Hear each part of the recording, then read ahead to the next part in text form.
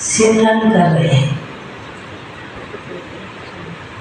और वह जो मालाएं रखी थी बहुत सुंदर सुंदर मोतियां थे। वो जो मालाएं रखी थी उसमें कुछ तो ऐसे लग रहे थे दाने बहुत बड़े बड़े थे, कहाँ छोटे छोटे दाने भी दिखाई दे रहे थे। तो बाबा कहने लगे कि बच्ची कौन सी माला की तरफ देख रही है। मैंने बोला कि आप कौन सी माला कहो तो मुझे भी मालूम नहीं है। आज बाबा अमृत बेले से बच्चों की याद की माला मोतियों के रूप में याद भी कर रहे, सिमरन भी कर रहे, देख भी रहे थे। तो बाबा ने कहा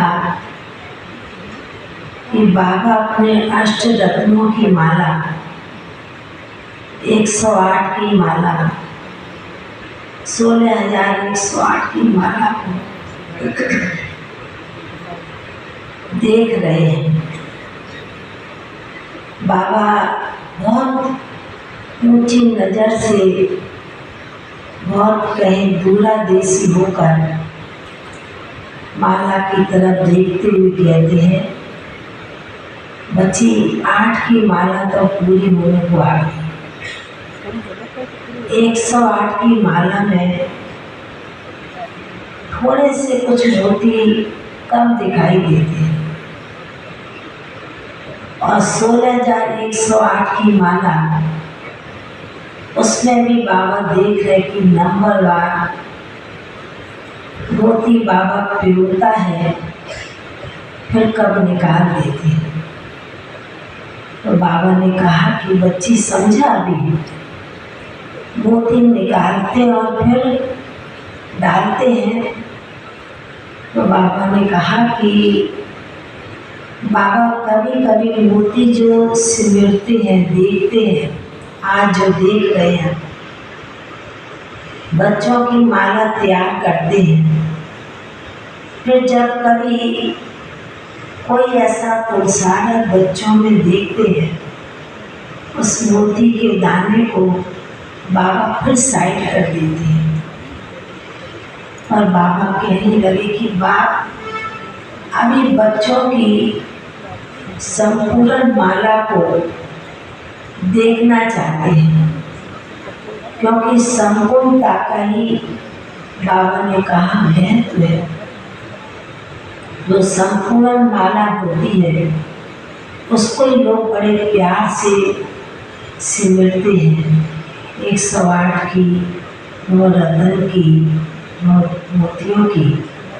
तो बाबा ने कहा कि बाबा दूसरी तरफ ये भी देख रहे कि समय के अनुसार बच्चों का पुरुषार्थ भी समय करा रहा है। बच्चे भी कर रहे हैं पर समय भी पुरुषार्थ करा रहा है। इसलिए बाबा ने कहा लास्ट का समय आकर के पहुंचा है, इसलिए बाबा अपने बच्चों की मोतियों के रूप में माला को देख रहे हैं। तो बाबा ने कहा कि इसलिए वही बाबा के जो मोतियों के दाने तो देखने में बहुत सुंदर शोभित है, बाबा उनकी तरफ विशेष अटेंशन रखते हैं। यदि कोई दाने में थोड़ा सा भी दाग होता है तो बाबा ने कहा उसको साइड कर दिया जाता है। इसलिए बाबा विशेष चारों तरफ के ब्राह्मण बच्चों की मोतियों की माला को देख करके एक तरफ खुश भी होते हैं और दूसरी तरफ कभी कभी बच्चे कुछ भी नादानी जैसा काम करते हैं तो बाबा दानों को भी साइड भी कर देते हैं। इसलिए बाबा विशेष सभी बच्चों के ऊपर, ब्राह्मण बच्चों के ऊपर बहुत नज़र घुमाते हुए आज माला के दाने के रूप में देख रहे हैं।